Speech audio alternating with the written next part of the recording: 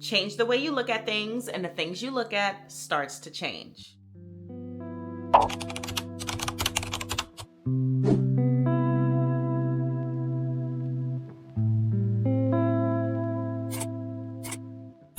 I've been on a weight loss journey for the last 14 years, and in 2 years, I've lost 125 pounds after I got the gastric sleeve. And what makes the last 2 years my most successful years on this 14-year journey is not the fact that I had weight loss surgery. It's the fact that weight loss surgery allowed me to focus on some other things that was impacting my journey. So maybe it is because of weight loss surgery. Healing my relationship with food is the number one thing on this list. So in today's video, let's talk about how you need to take healing your relationship with food more seriously if you want to be successful on your weight loss journey. But before we get into today's video, if you've never seen my face before, hey girl, hey, my name is Janae and I make a lot of content focused on fitness, wellness, and self-development and helping you live your best healthy and active life. So if that sounds like something you're into, go ahead and hit that subscribe button. Like this video if you like self-development content and sustainable weight loss tips, and comment down below and let me know what are some things that you need to heal with when it comes to food. Like, what is your honest problem? So a little background information. I have always been an emotional eater. And no matter what that emotion was, whether that was happy, sad, angry, like no matter what it was, I was eating my feelings. My issues with food was never about my food choices. And a lot of people get that confused. They think that the only way you're gonna gain weight is by picking bad food options. Well, that was never my issue. I know how to eat right. My issue was my overconsumption of food. So I was an emotional eater. I was a boredom eater. I was a graze eater. I was just an eater, period. But for the 12 years before I had weight loss surgery, I didn't understand that. I didn't see that. And it was because I was so focused on just losing weight that I really couldn't tap into what was my issues. It's kind of like when you look at an iceberg and all you see is that small part, but underneath the water, there's like a huge rock. That was me. That was my issues when it came to food. Like I just thought I just needed to be in a calorie deficit, or I needed to do this, I needed to do that, I needed to do all these fat diets, the part that you're seeing above the water. But below the surface was a mountain. I had my gastric sleeve on March 2nd of 2023, and for the last 2 years, I have really been tapping into the mental work when it comes to my weight loss journey. And weight loss surgery definitely allowed me the freedom to now think of other things. Like I said, in the 12 years leading up to my weight loss surgery, all I was thinking about was weight loss and the methods I can do. Burning the most calories, eating the least amount of food, etc. Well, I didn't have to think about that anymore because my gastric sleeve was doing what it's supposed to do. Restricting the fact that I can overconsume food, and I was losing weight without obsessing over working out. So that part was taken care of. This exposed the mental issues that I had with food. It's weird when you don't realize that all you've been thinking about is losing weight, that when you finally do have a method that allows you to lose weight, all of the other issues start popping up. So in these last 2 years, I have really been doing the work to heal my relationship with food, to figure out and be honest with myself about what was my issues. And my issues were that I was a binge eater, that I was a emotional eater, that I was over consuming my calories no matter what those calories are. I joke about all the time how I can eat a whole plate of broccoli. Yes, maybe broccoli won't make me gain weight, but the overconsumption of calories, period, will. And that was always my issue. And so I've been doing a good job. I wouldn't say that I was healed, but I felt like I had everything under control, right? Wrong. For the first time in almost 2 years after having gastric sleeve, I was tested. I was tested so badly yesterday. And so I wanted to come on here and share this because I think it is important to show and share the low parts of weight loss. Not everything is perfect and not everything is just amazing. I've lost all of this weight. I've lost 125 pounds. You think that my life is great. I'm being such a great inspiration to y'all. And well, I'm still human. I still go through things. And yesterday I really went through it. And so I wanted to share with y'all how the relationship that you have with food and healing your relationship with food is gonna be a lifelong journey, especially if you cope with food in the way that I have. So as you may know, I have been trying to get back into the military after being discharged 15 years ago. I discovered that I was able to get in even though I had my gastric sleeve. And I have a bunch of videos talking about this journey so far because it's been a long one. And so after having my medical waiver approved because I got kicked out for weight issues and then I also had weight loss surgery, I got that medical waiver approved, but I discovered that I needed another waiver, a moral waiver, because I did get into some trouble when I was younger. Yesterday, I got some very crushing news. It looks like it may not be happening for me. And on top of that, I came off of work that morning. I was working on the vlog that I posted yesterday. And so I was a bit sleep deprived. I actually did not sleep at all. I was up for about 24 hours by then when I got the news. And my first thought was like, I want alcohol and I want to eat. I want either some fast food, something sweet. Like, it was my first thought. It was almost automatic. It was honestly kind of scary how automatic it was, especially because I don't consume those things like that to begin with. Thankfully, my feelings had me so crippled in the bed that all I did was lay there and that I didn't immediately react to what I wanted to do. That crippling, depressing feeling actually worked to my advantage because some time had passed and the thought was still going through my brain. But at that point, I was able to suppress it and just think about, Janae, how is that going to make you feel?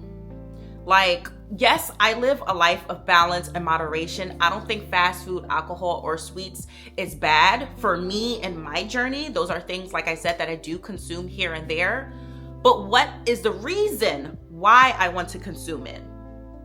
That's the point. That is the problem. Now, if I'm out to dinner with my husband, I might have a glass of something like, okay, cool. Like, we're out to dinner. Or I am just in the mood to have something sweet. I don't feel like cooking, so we're gonna have fast food. Like, those are normal reasons why I consume those things. But what is not normal is that I feel like shit, I wanna consume those things. Those are bad habits. Those are bad traits. That is a behavioral issue that I had an issue with for 12 years before having weight loss surgery. And yesterday, I'm almost 2 years post-op, and yesterday was the first time I was like feeling that way. And it even makes me emotional just thinking about it. And so what did I do? I decided to just go do something that makes me feel better. And running honestly makes me feel better. And if you follow me on Instagram and TikTok, which you should be because I be posting a lot of different content over there, you know that I am a runner after weight loss surgery. I mean, I always have been, but I've really been taking it seriously the last year, especially because leading back to my point from earlier, I don't use working out as a means to lose weight. I do it because I enjoy it. I enjoy running. I enjoy weightlifting. I enjoy doing different things on my fitness journey. And so it was something that I can literally just get dressed, go outside and run. And so I did that. I recorded a little TikTok kind of expressing these same feelings, but this video is in more detail. And I went for a run. I went for a 5K, which is 3.1 miles. And did it make me feel better? No, it didn't. It didn't, to be honest. But here's the thing, and I said that in that video. I want to do things that will make me feel better, but in the long run will make me feel better. And so, yeah, I could have consumed some alcohol and something sweet. I could have given myself grace and just, allowed myself to just be and do those things because it would have made me feel better in the moment. But it would have spiraled me. I either would have been binging and then days would have went on and that would have been my attitude, or I would have felt extremely guilty, and not because I consumed those things, but for the reason why I consumed those things. Or I could have made a choice and decided to do something that also will make me feel better, but will make me feel better in the long run. So running or working out makes me feel better. It would have made me feel better in the moment maybe, and it would have made me feel better in the long run because I never regret a workout. I have never in my life regretted a workout, but I've regretted food before, and I would have regretted anything that I consumed out of emotion. Even in that video, I said that running may not make me feel better, and I still may want to consume these things, and I may still do it. Thankfully, I didn't yesterday, but today's a new day and I'm still feeling like crap. But the point was, even if I still do decide to consume those things, I tried something different first. My first thought was to do this, yet I decided to do this instead. And even if I lead back to this, I tried something different first. And so with me sharing that story on TikTok and Instagram, I got so many supportive comments on TikTok, on Instagram, and even on YouTube Shorts. And the community on YouTube, y'all are my besties. Like, y'all are so clutch because I got so many supportive comments from y'all, and I read them today. I was still sulking in my feelings when I got up today.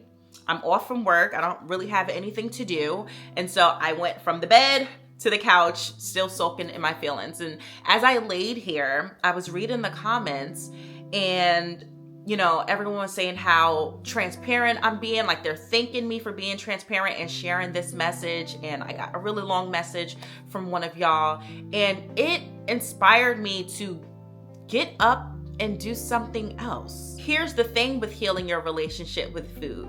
Like, yes, yesterday was a win. I did not consume these things, but guess what? That bad news that I got, it's still looming over my head. It's still here. Like, the emotions and the feelings behind it is still here. Life is still going to happen, you guys. Life is still going to life. And when you're tested, it's not just a one and done, because guess what? My feelings of sadness is still here. So that means even though yesterday was a victory, I'm still being tested today. I still may be tested tomorrow. I still may be tested weeks from now, months from now, years from now. Like, this thought of something being ripped away from me may still be on my brain. And so because it's still on my brain, I felt like I was just going to have a woe is me pity day today. Like, I was supposed to go to Future Soldier PT today, did not feel like doing that, so I didn't go. And I didn't eat anything today. My hunger was starting to rev up, and here is the thing.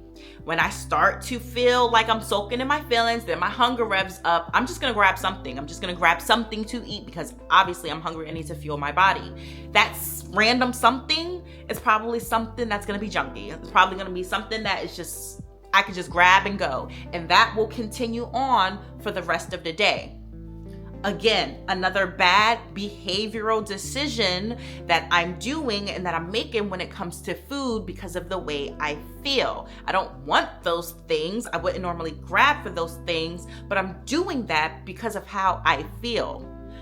The emotional eating, that thing, that big old rock that's under the water, it's still there and it's still happening, just in a different way today. And like I said, when I opened up this video, change the way you look at things, and the things you look at start to change. And that does not mean that everything is gonna work out in your favor. We had no control of the things that we want and the outcome of that. But we do have control over the things that we look at and the way we perceive things. And so I'm still a very positive person. I'm not one of those people who's like always shoving positivity down your throat. Like, this is not, those people are annoying. Maybe I am one of those people, and that's fine. But I just choose to look at things in a different way, because what is the alternative? If I start to feel bad about those things, then my behaviors is going to match that, and then I'm gonna feel worse. So my only method and the thing that I need to do is to look at the glass half full instead of empty, changing the way I'm looking at things. And so I'm like, the decision is made. The decision is made. Can't really do nothing about it. What, am I gonna be a victim? Am I going to be a victim to my circumstances? No, I have to move on, because eventually, even if I allow myself to feel this, I eventually have to move on, right? Why not just do it now? Just do it now. And so with that, and with the help of you all in the comments that y'all left me under that short and, Instagram and reel, whatever, I decided to just get up, make us green smoothie. It was delicious. Decide to work out today, decide to record this video and share it with you guys. Share this part of the journey with y'all if you are in the same boat as me, or you're feeling like, God, this person has such a perfect life and perfect journey. No. And I think more of us need to start sharing the lows that we experience, because one, this is honestly healing for me, and two, I'm still helping you, and we can help each other. And so when it comes to healing your relationship with food, and I've also made a video about this, I'll link it in the cards above, because I think those have more tips. This is more of like a story time. But no matter where you are in your journey, whether you're in the beginning, the middle, the end, you're in maintenance, like no matter where you're at, if you were an emotional eater, if you had to really heal your relationship with food, just know that it's not like you're not healed. You're not healed just because you want to be healed. And when you think you're healed and you're tested, you're gonna realize that you have some more work to do. And that's okay. What's important is what you choose to do that work. And I'm not saying that you may not have a slip up, because again, like I may still consume something that I shouldn't out of emotion. And that will just be something that I would have to deal with. But since I'm actively expressing it out loud, it makes me think about my actions. Like sometimes that's all you need to do is say it. Say the thing out loud. Who cares if someone's thinking you're crazy? Like say the thing out loud, write it down. Sometimes we have to expose that instead of just leaving it on our brains quietly. And the fact that now it's day 2 and I'm again saying it out loud and expressing it, it makes me think I'm gonna be fine. I'm gonna be okay, at least for today. I'm gonna be okay. So just remember that, like something that you can take away from this little story time today is that, again, healing your relationship with food is going to be an evolving, long journey. And what you choose to do with your actions and your behaviors is a choice. It's a choice at that moment. So if it's something that you feel like you can't do alone, then maybe tap into therapy. You can always reach out to me. We can comment, we can converse. I have a fitness and wellness Discord that you can join. I'll leave it in the description box below for y'all. We can have these more intimate conversations, but don't do it alone. Don't feel like you have to do it alone. Like there are definitely resources out there to help you, but say it out loud. Expose the thing out loud and then change the way you perceive in that thing. And then make the better choice for yourself. I hope y'all enjoyed this little story time. I just wanted to do a little quick, short video for y'all, just expressing these emotions and these feelings and letting you know that, I still go through things on this journey, even after losing 125 pounds and going into maintenance, so that you're not alone. And if I'm not alone, please drop me a comment below. And yeah. If you enjoyed this video, make sure you give it a big thumbs up, subscribe if you haven't already, and hit that bell icon. That way you're notified every single time I post a new video. Make sure you follow me on TikTok and Instagram. On TikTok, I'm always on live answering your questions in the moment. And on Instagram, I'm super active in my stories. I'm always doing polls and asking questions. I do have a broadcast channel where it's a little bit more intimate over there, and they're finding the tea out in real time. So make sure you follow me over there. Thank y'all so much for watching, and I'll see you in the next video. Bye.